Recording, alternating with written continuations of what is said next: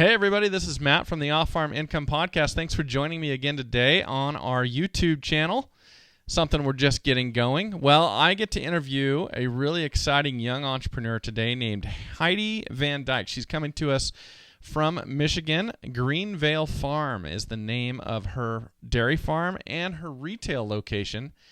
And it was a lot of fun to interview her. She's doing some really cool stuff in terms of milking cows and then adding value. She's making cheese. She's making and selling soft serve ice cream right there on her farm at a retail location.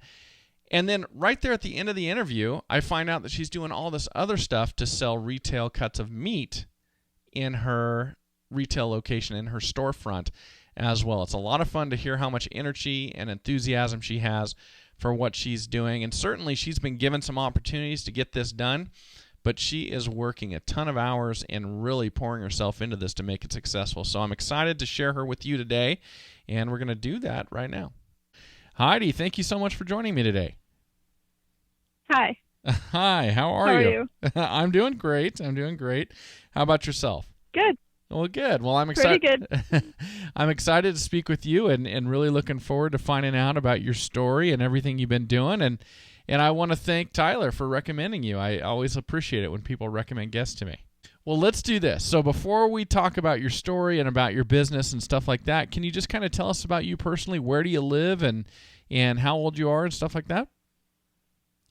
Yes, I am a 20-year-old girl. I grew up in Marne, Michigan. I still live there.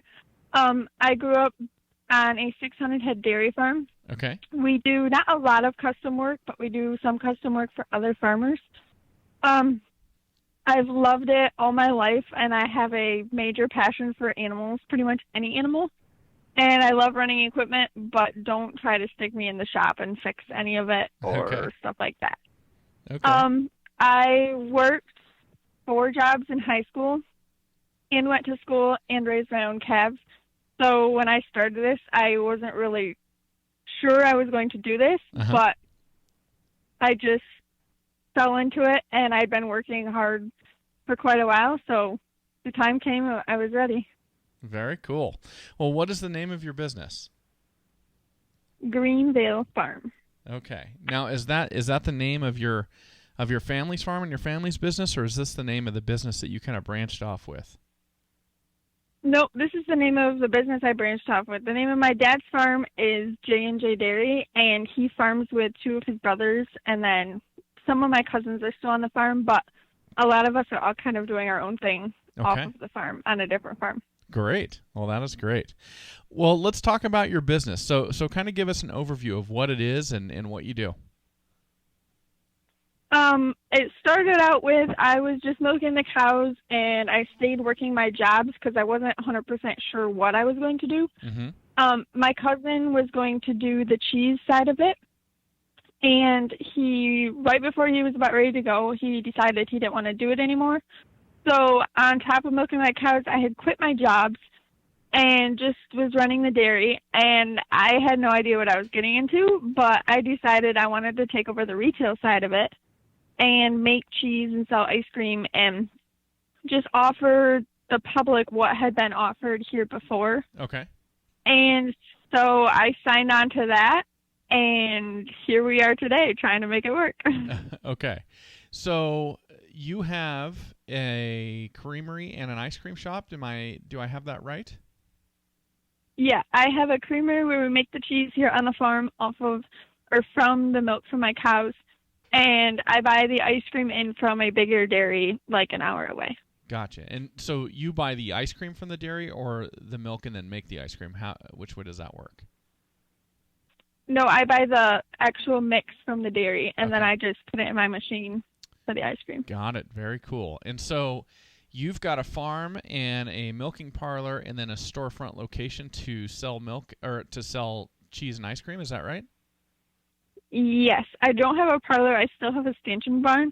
Okay. But my goal, I don't know when it will happen, but my next goal is to get a robot here. So that'll free up a lot of my time so I can make more sales and do more with the retail side of it. Wow, a robot. Because that's where my dream is. Yeah. That is interesting. So I can get sidetracked really easy, Heidi. So this is what's happening right now. So when you get this robot, what will the robot do? It will milk my cows for me. I mean, I also have like an hour of time into the cows, fetching them, treating sick ones, whatever.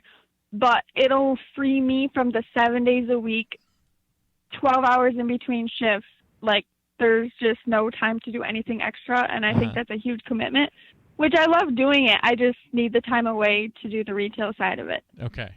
So listening to kind of how you described it, it sounds to me like at one point it was your cousin running the retail business, and then he decided to kind of go off to something different, some new opportunity, and you took it over. Am I understanding that correct? Yeah. Okay. Really interesting. When was it? How old were you when you took it over? About a year ago, I believe. A year ago. Okay. Now, do you have help right now, or are you 100% on your own? It's 100% on my own. I come from a family of 7. So my siblings and my younger sisters do a lot of work for me, like in the cheese plant and stuff. Okay. My mom makes the cheese for me, and I do have a girl who's only 15, but she milks Friday nights and Saturday nights when my retail store is open. So that will put me in the store connecting with the customer. Got it. Okay. So other than that, everything is on me. Okay. So the store is open 2 evenings a week, and then the rest of the time you're dealing with the cows on the dairy. Or just making the farm go. Like, okay. Everything. I don't know. So are you raising crops to feed your dairy cattle as well, or are you purchasing feed for them? Nope, I buy the feed from my dad. I actually do not own the farm yet because this farm is worth a lot of money. The barn is 100 years old, and it is a massive barn that everybody is like not raved about, but there's not very many barns like this, if any. So my goal is to buy the farm someday, but I don't have the money to do that yet. And I also don't own the cows. I've been breeding for my own herd, so I've been taking like the best cows in my herd and then buying my own semen, so I know the bull and the cow. Okay. And then I only buy back the heifers that I know, like, that their mother was a good producer. Then I'll buy back her, so then she will become my future herd, and I know, like, her pedigree. Got it. Okay. So right now I'm leasing everything from Dad. I'm buying the feed from Dad, but there's still monthly bills that have to get paid every single month. Okay. Interesting. All right. So what made you want to take this on? I mean, obviously, a year ago when you took this on, this was a big change in your life. So what was it that kind of inspired you to do this? Well, I just had graduated high school, and I was working my few jobs, and my dad and his 2 brothers had bought a small farm, like the next town over, and it needed a lot of work. It was a stanchion barn. And I went on that farm, and I said, Dad, this is my dream farm. Like, I'm going to do this someday. Okay. Well, my cousin, a different cousin, she came back to the farm, the main farm, and she got interested in that little farm also. And the guy who had been milking on the farm I am at now, he quit. He'd been there for a long time. He's like, I'm sick of this. I'm done. Okay. So we owned the cows, and we owned the farm, we being my dad and my 2 uncles. Okay. And they said we have to make a decision before the weekend. The cows are coming home or somebody has to take it over. So I was at work texting my dad, and I was like, Dad, my dream isn't that farm. My dream is the other farm. And he's like, well, start here because this farm doesn't need as much work. Okay. Build your customer base and then move there. So I started here, and when I started, I was like, okay, I'm going to write down my hours. Like, I'm going to be still working for Dad in my other jobs, and they told me, they're like, no, you're not going to work for us. This is your own thing. Like, you have to do it all. Oh, wow. So I said, well, okay. So I started that Friday night, I think it was, and I graduated Thursday night from school. Oh, my goodness. And I grew up on a farm, so I had some idea what I was doing, but it was still kind of different. So I started milking cows, and then things just went on from there, and now I've decided I will never leave this farm. Like, you will not drag me away from this farm, and I want nothing to do with the other farm, and I've set all my dreams and goals here. Very cool. Wow, that's quite a story. So your dad obviously knew that you could handle it. He said, "Nope, you're gonna sink or swim on your own." Pretty much. Very cool. And their philosophy has always been that, like, if we help them all the time, they'll never be able to do something on their own. Mm-hmm. And I guess maybe I'm just wired or built that way, but he still does help me, but usually just says, figure it out yourself. Okay. So it forces us to learn and grow. Now, I'm sorry if I missed this at the beginning, but did you grow up around farming and agriculture, or is this something that your dad and your uncles got into just very recently? No, my grandfather started the J&J, the main farm, Okay. and then my dad and my two uncles took over when he passed away, and I've been in it my entire life. So. Okay. And then were you in 4-H and FFA and all that type of stuff? Nope, too busy to do that. Okay. And then what kind of jobs were you working before you decided to go out and work for yourself? I was babysitting. I was working for a landscaper. I was working at a hardware and feed store. I worked for Dad, and I raised my own calves on the side. Oh, About wow. like 30 calves every 3 weeks. Okay. So you're used to being busy, obviously. Yes. Okay. Really cool. Well, you're obviously a hard worker, and you don't mind being busy. So here you are, and you've got this new venture. So what's been the hardest part of building this business so far? Trying to have patience and figuring out what you're going to do next, because I'm obviously 20 years old, so I'm not financially ready to take like a major step. Okay. And just taking things slow and watching them grow. All right. Okay, so when you took this over, your cousin had been running the retail location before? No, there was the previous owner, his son, he was making cheese here for like 3 years.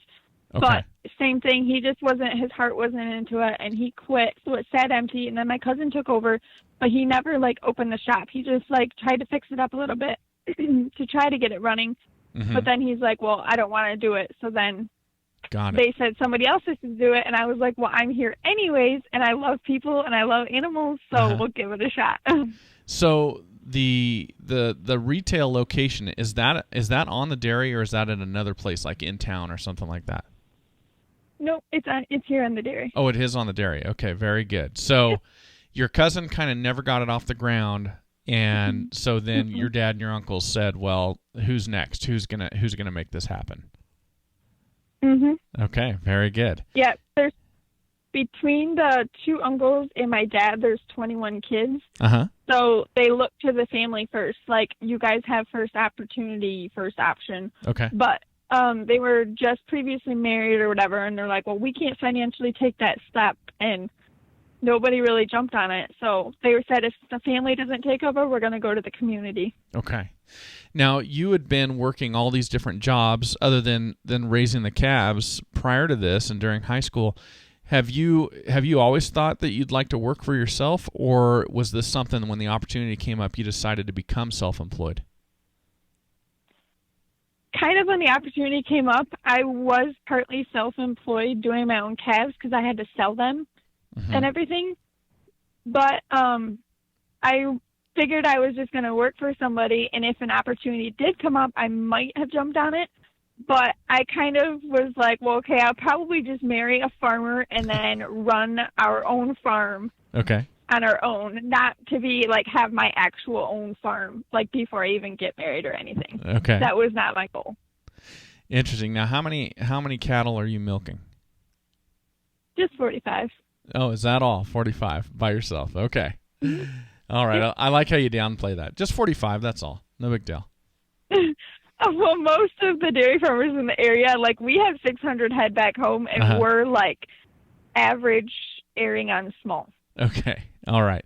So that's why 45 is small. Okay. So you're milking 45 head of cattle, and the milk that you're getting on your dairy, that's going to cheese production, but not ice cream. Yep, just cheese. Okay. And down the road, I'm hoping to make butter and bottled milk and ice cream and yogurt and all that stuff. Mm-hmm. It's just I haven't taken that step yet, and I'm still waiting for, like, feedback, like, what do people actually want? And then that's probably what I'll try and venture out and do. Very good. Okay, so I'm going to make a note of that so I don't forget to ask you about that because I want to find out more about that. But I want to delve deeper into how this business is working. So you're milking 45 head of cattle. Now, are you using 100% of the milk that you're getting for your cheese production, or do you have excess milk from those 45 head? No, I have excess milk, and right now it's going to MMPA. We only make cheese once every other week about, and that's like 90 pounds or so. It depends on how business is going. Okay. But my goal is someday to be able to market all of my own milk by myself through my retail. That's awesome. So value adding, right? You're turning it into something and selling it for more. You can get better prices for your milk that way, essentially. Yeah, because prices are terrible right now. That is right. Yeah, it is a tough time in the dairy industry. Really interesting. Okay, so what kinds of cheese are you making? Right now, I think I have 9 flavors. They're not just the basic generic flavors. It's garlic, dill, plain, habanero, tomato basil, buffalo, ranch, barbecue, smoky bacon, green olive, and then today we just tried 2 new ones, which was green chili and pepper, and the other one is pepper jack. Very cool. All right, now where'd you get your recipes? From Dairy Connection. Okay, so there's some recipes out there that you could borrow. Yeah. Very cool. Okay, so I mean, there's so much that goes into this. So you've got to be. I'm assuming there's got to be some sort of an inspection or some sort of certification for you to be able to take milk from your own cows, turn that into a value-added product, and retail that product. Yes, I have a license to ship milk to MMPA. Okay. I have a license to run my retail store, like no matter what goes in it, I need a license, and I have a license to make cheese. Okay. So just to do what I do, I have 3 licenses. Yeah, wow. Which is all inspected by the state. Well, I was going to ask you about that. So how frequently do you get inspected, and how rigorous is that? It's not super bad as long as you get on the good side. And I'm a new plant, so when I was like trying to fix it, they were here all the time, like telling me what I had to do, what I should do. Okay. So like they know like what went into it. So if it was up to code when I went like going into this business, they're a little bit more lenient, and because I'm still learning and just starting, but they're not lenient as in like, oh, this is dirty. They're lenient as in like she's still learning. Sure. Like give her time, give her space. Gotcha. But I get inspected like once a month, I think it is. Okay, interesting. And then you talked about trying to get feedback from your customers to decide what you're going to make next, whether it be yogurt or butter and things like that. How are you going to determine that? How will you get that feedback from people on what they want? Well, right now, there's nobody really in the area that's selling raw milk. And honestly, before I even started the cheese, the goal was when we started this farm, I was going to milk the cows, or once I took over, I was going to milk the cows, and my cousin was going to do the cheese. But I had wanted to sell raw milk, which is a completely separate thing because you cannot have MMPA and like you cannot have a co-op involved if you sell raw milk on that same farm. Okay. So right from the start, if I did raw milk, I would have to market all of my own milk. So then I would have to milk like 10 cows or so. So all of that stuff was up in the air. Like, can I financially handle that and all this stuff? And I decided I'm not going to do it.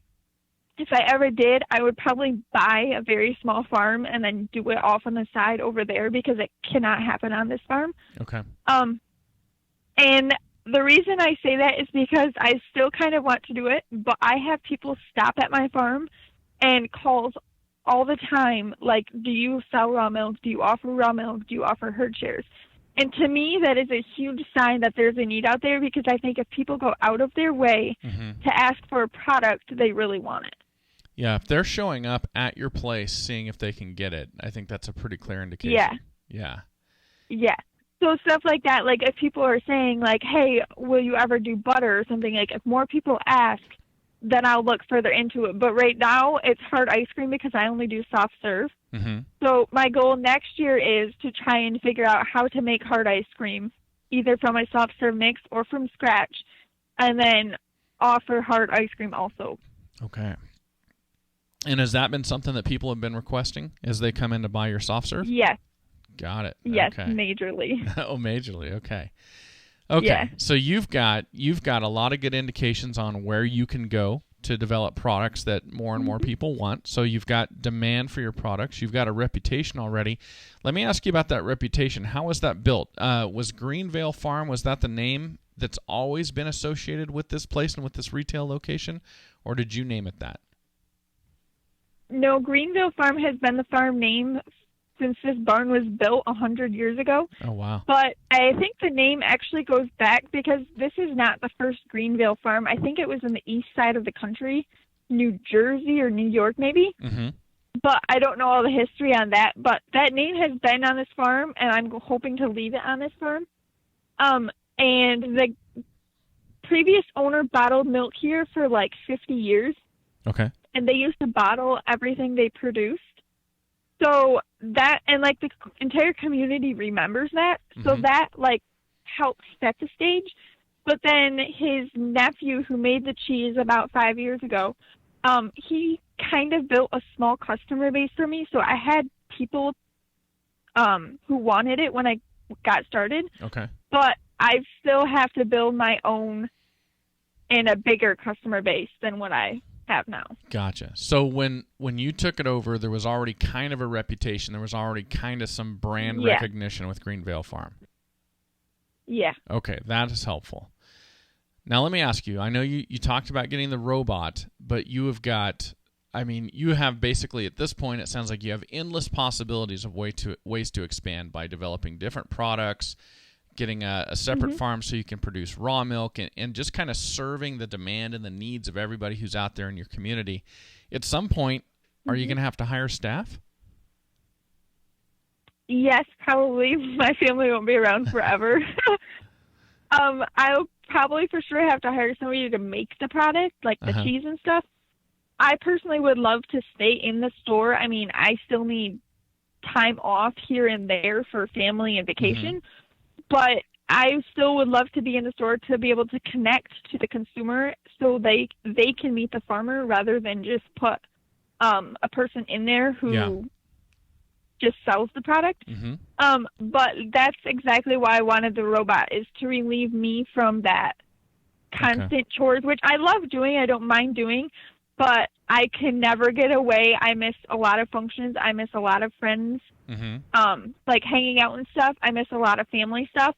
And after a while, it just gets tiring. Like, I don't want to miss this kind of stuff for the rest of my life.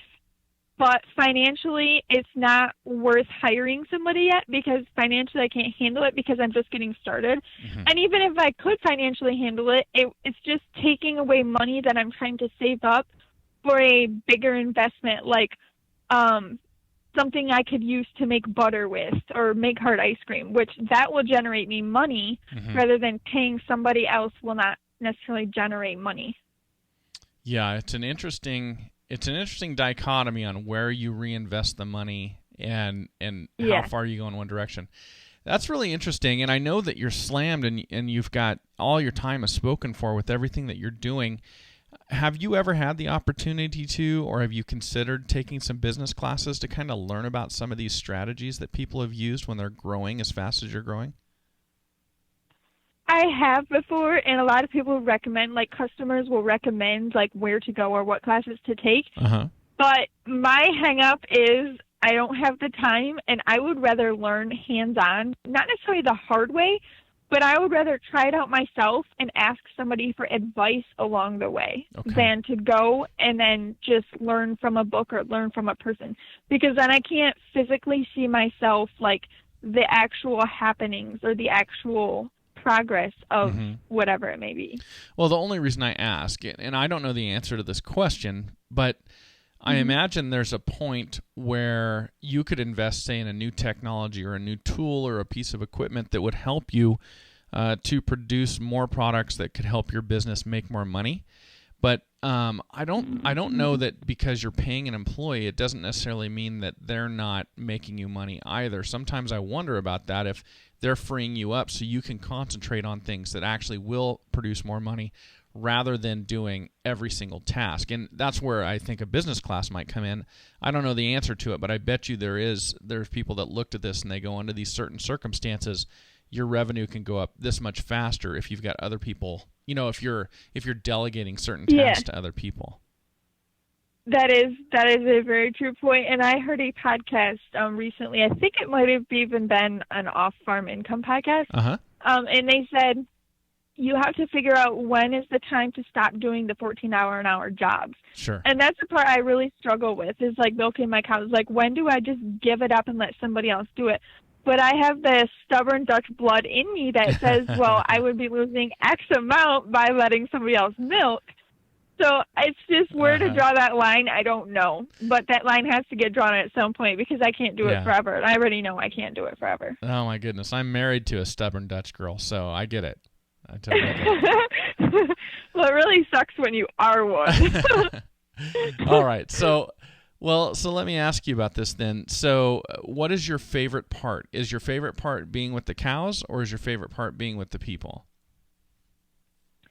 Both. The new challenge every single day when you don't know what's going to happen and you don't know what the future holds. I mean, yeah, it's scary. It's life. But just the new challenge and the opportunities that I have, like, I could literally go in any direction I wanted. All right. I am not. That's probably the part. I'm not letting you off. I'm not going to let you off that easy. You got to pick. Now, don't worry. You don't have to commit to this, but if right now, when you wake up in the morning and if you had to choose, if you had an employee and they were either going to milk cows or they were going to talk to customers, which one of those two would you want them to do? Which one of the two would you want to do? I straight off the bat would talk to the customer. Okay. Interesting. Okay.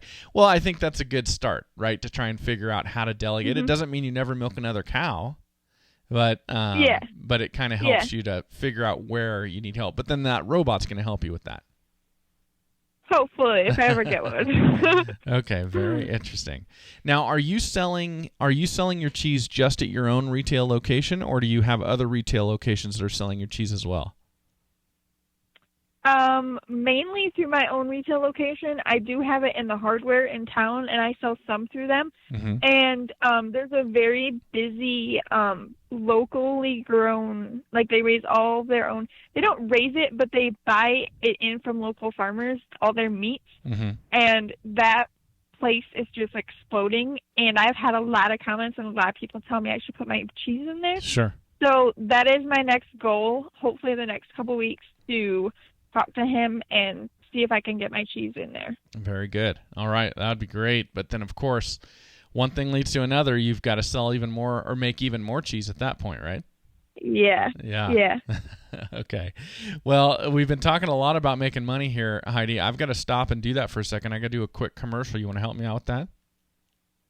Sure. Okay. Well, you've got cattle. I imagine every now and then you've got to put those cattle in a squeeze chute, or you've got to secure them somehow so you can give them shots or pull a calf or do something. Well, I've got a great sponsor, Powder River Livestock Handling Equipment. They make squeeze chutes and sweep tubs, calf tubs, everything you would need to handle large livestock like cattle. And they've been a great sponsor of the show for, about a little over 2 years now. It's been really fantastic partnering with them. I got to go down to their factory and to see how they make their squeeze chutes, their panels, and everything else. And they are just absolutely the cattle producer's friend. And I want to recommend them to everybody listening. And hopefully everybody out there will go over to powderriver.com and check out everything they've got to offer you. I use their panels and their squeeze chutes right here on my own farm with my own cattle. And certainly I recommend them to you. I wouldn't do that if I didn't believe in them and didn't trust them. And they make absolutely fantastic stuff that can stand up to the worst, most rambunctious cattle out there. Certainly they're going to work good on your farm as well. So everybody, please go over to powderriver.com, check out what they've got to offer, and let them know that Matt Breckwald from the Off Farm Income Podcast sent you to them. All right. Well, thanks for letting me do that, Heidi. I always got to squeeze that in. They are actually a great sponsor. All right. Well, let's talk about marketing for a second. So you came into this business and you already had a bit of a reputation coming in, but what have you done to grow your customer base and to get more people to come out to your retail location? Social media is a big player into it. I do have a Facebook page and an Instagram account. I just started the Instagram account, so it's still growing. But I try to post weekly, at least twice, or for sure once a week, sometimes twice a week, about like something new happening on the farm or what's going on or different products or a sale maybe. And a lot of people reach out through that, and it can reach a lot of people just very quickly. Okay, very cool. So social media has been the big platform that you've used to grow your business. Okay. And word of mouth is a big thing, too. I mean, if people like the product, they'll tell their friends, and then they come and buy it. And I think that's one of, yes, social media is good, but word of mouth is one of the best, because then you can tell that, like, they truly love the product. And if they really do, they would recommend it to their friends.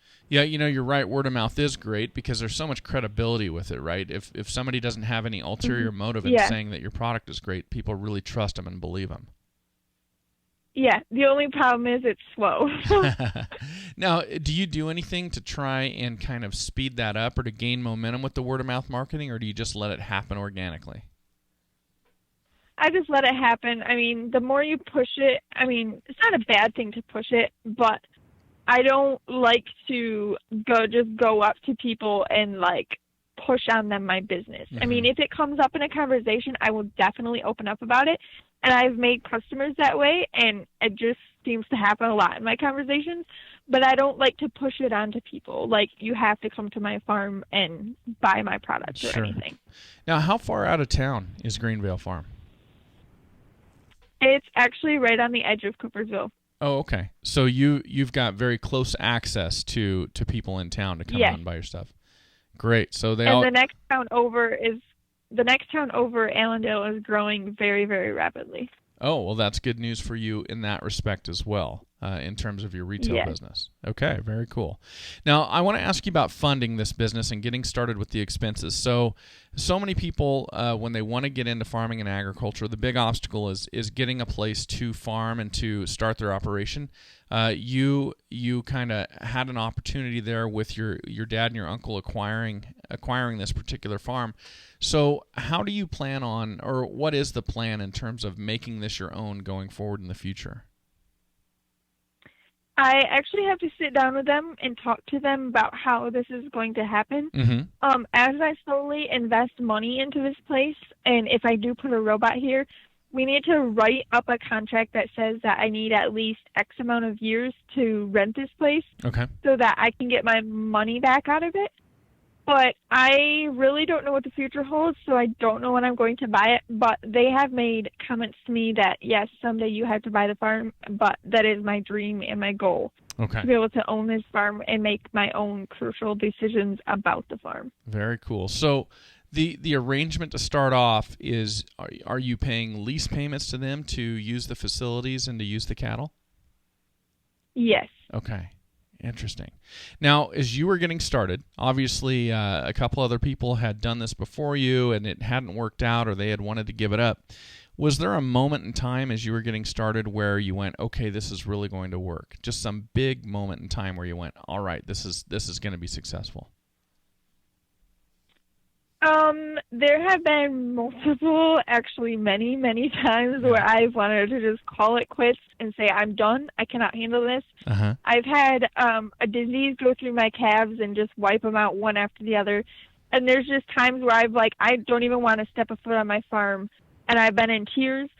But I think after I took over the cheese side of it, and money started coming, and the community was very excited that cheese was coming back, and cash was flowing, I think that's when I really was like, wow, people actually love this place, and you can really connect to the community with the farm to food whole thing that's going on right now. Yep. And that's when it really hit me that there could be a big future here if done right. All right. Now, you talked about those times where it was hard to keep going. So what did you do? In those moments where you're ready to just give it all up, what did you do to keep pushing forward? Well, my boyfriend is very encouraging, but I have my dreams here, and I just told myself, I said, is it really worth giving up all your dreams? Like, there's a lot of potential on this farm. Mm-hmm. There's opportunity to do a lot of different things. Like, just calling it quits now over something so little, is that worth everything that could be so big? Yeah, absolutely. So you're looking at the bigger picture, and that gets you through those times where it's hard on the short term. Yeah. Okay, yeah. Great. All right. Well, I want to ask your advice, and for people out there listening to this right now, if they're taking over a retail location, and so when you're taking it over, you've got the previous owners who wanted to give it up for some reason, they left it. You had your cousin who never really got it going off the ground, and so he wanted to give it up. And so here you're coming in, and you don't have this history of success preceding you. So what do you do when you take over a retail location like this and other people did not succeed in the way you want to succeed there? What advice do you have for somebody that's in that situation to ultimately get it going and to make it successful? Well, I think, first of all, you have to have the dream, and you have to be able to, if you're in retail, connect with people and love people. It comes over time, and I had no idea about the business side or retail side of anything when I started, and I pretty much just learned and am learning as I go. But you have to be open-minded and willing to offer people what they want, and let that be your happiness. Like, if you strive to you can find happiness in what you do, but you have to make the consumer happy. And when the consumer is happy, at least for me, I am extremely happy. When I get good reports and good comments and good feedback all the time, or have a good weekend per se in sales, I am a complete different person. I'm happier. Mm-hmm. I want to go to work. I love what I do. It fuels my dreams even more. And I think connecting to the consumer is the big thing. But if you never hear the need or the want, and maybe it is because I'm young, so people are like, okay, there is a future there. I don't know. Mm-hmm. But I think it all goes back to making the consumer happy, and thus in return you will be happy. Okay. Really interesting, and I like what you said about when you have a great weekend. That's kind of like when I get done with a great interview. It makes my day. It's a really good day. So talking about the raw milk, you're talking about possibly having another location so you can produce and sell raw milk.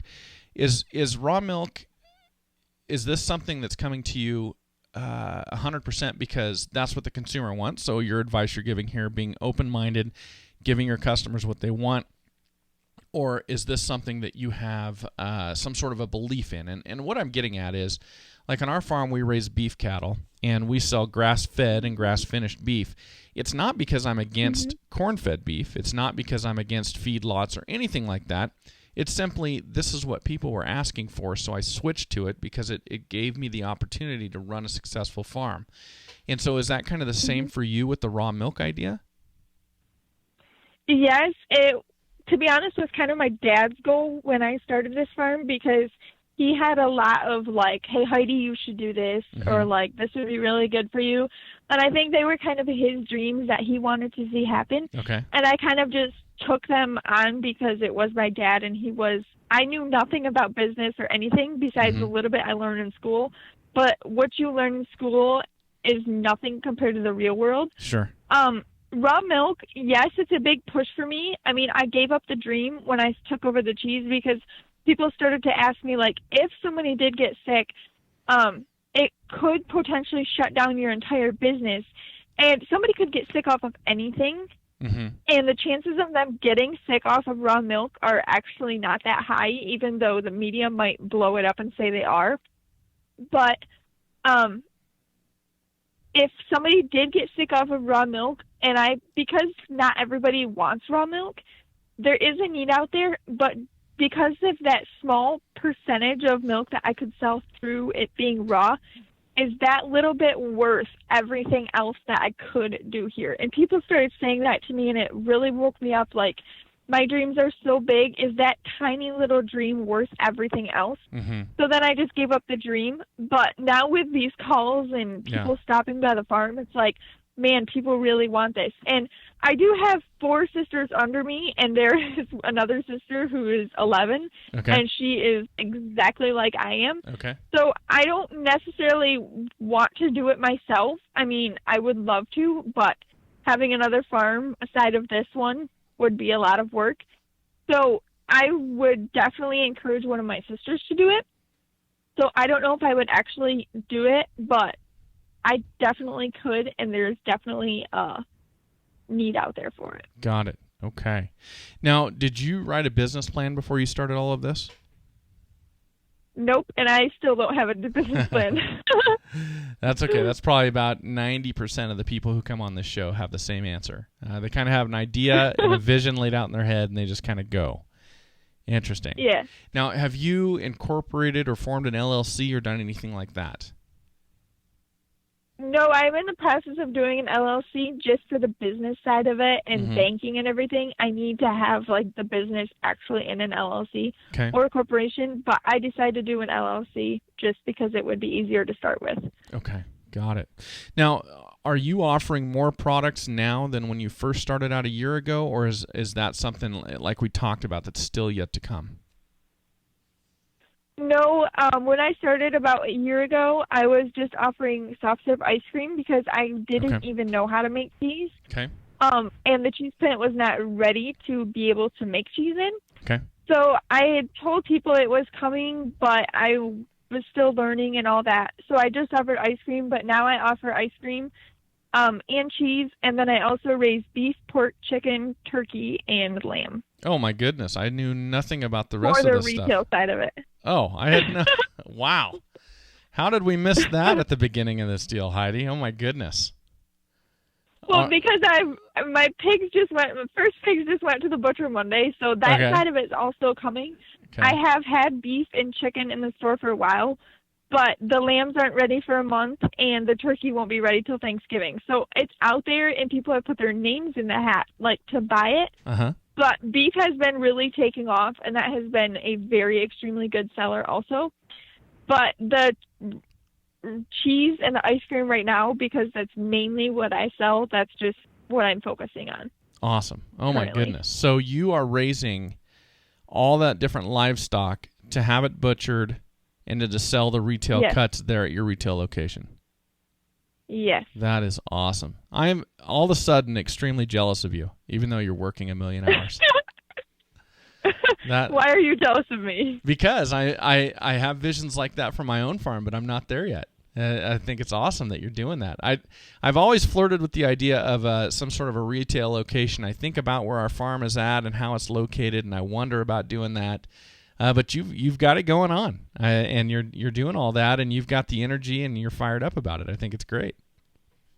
Yeah, it's a lot of work, and it's kind of stressful sometimes. Like, how am I going to sell this? But I have a list on my counter, so when my customers do come in, they see that it's not in the freezer yet, but that it's coming. Mm-hmm. And like with the lamb and the pork and all that stuff, like there is a huge want out there for it, and so that's kind of what fuels the fire. Like, hey, I have some started, but I should start more because I really think this is going to go, and people are asking about it. Mm-hmm. And so I think that's what fuels the fire for a lot of it. That is awesome. Yeah, that is great. Well, that's wonderful. So did you I guess, were you kind of surmising that there was a demand for the different meats in your area as well, or is this something that your customers gave you an indication they wanted?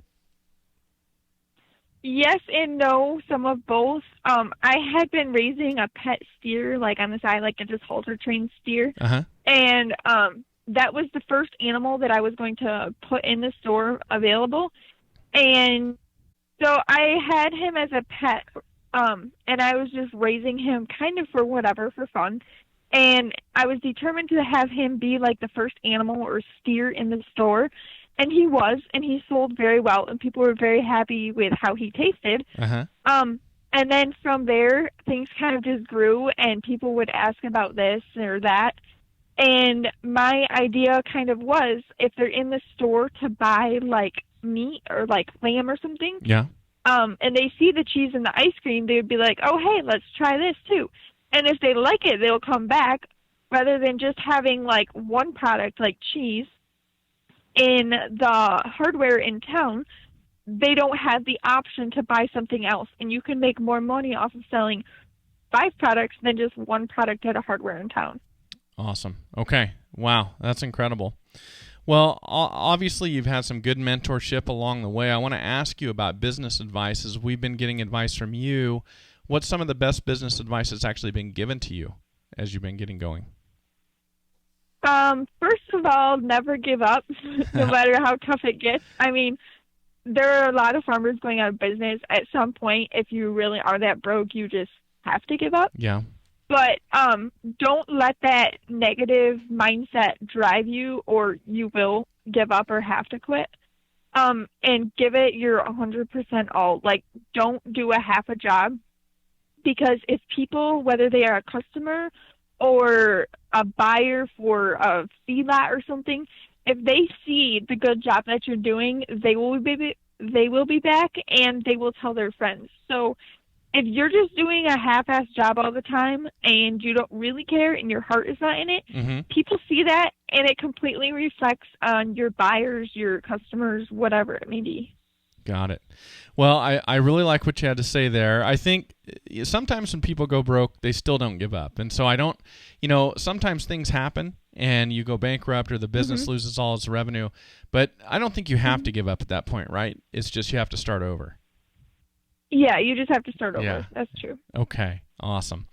Well, I want to ask you, everybody's got something they do naturally, Heidi. So like for me, I was not a natural-born entrepreneur. I had to learn how to go to work for myself and to be self-employed. But there are things I do naturally that I never have to think about, and they help me to succeed. I call that a personal habit. And I imagine you've got a few of those. What is one of those personal habits for you that helps you to be successful, but you don't have to work on? You do it no matter what. I love working my butt off. I have been doing it since like 11th, 12th grade. I mean, I'd always been working on the family farm, but outside of school, when I actually had time to do it, was my senior year. And I just love working. I love being with the animals. I love being with the people. So I don't have to force myself to get up in the morning to go milk my cows because I don't want to. Yes, there's times I don't want to, but I know they have to get done, and if I do a good job and my barn is clean, I know I'll be a happy person. Awesome. Well, and the other thing is, because I am a stubborn Dutch woman, saving money and not just going out and spending it. Oh, my goodness. It doesn't matter if you're in Michigan or in Idaho. The Dutch are all the same. That's true. Very good. That is awesome. Well, this has been great. If somebody out there wants to know more about your business, they want to contact you or something like that, Heidi, how would you want them to do that?